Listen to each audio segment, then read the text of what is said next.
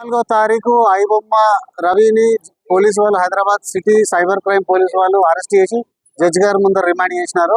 వాళ్ళు సెక్షన్ల కింద DNS, IT act, copyright act, cinematography act sections కింద రవిని రిమాండ్ చేయడం జరిగినది. తర్వాత మేము బెయిల్ అప్లికేషన్ కూడా ఫైల్ చేసాము రవి కోసము. పోలీసు వారు ఇంటరాగేషన్ కోసము పోలీస్ కస్టడీ కావాలని జడ్జి గారిని కోరడం జరిగినది.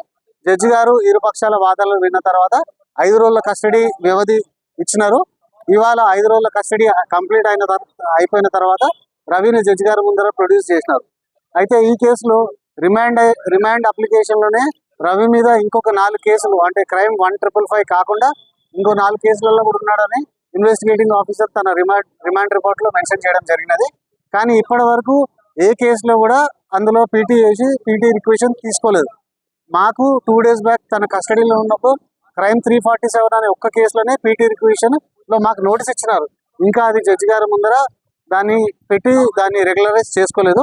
మేము జడ్జి గారి దృష్టికి తీసుకెళ్ళడం జరిగినది.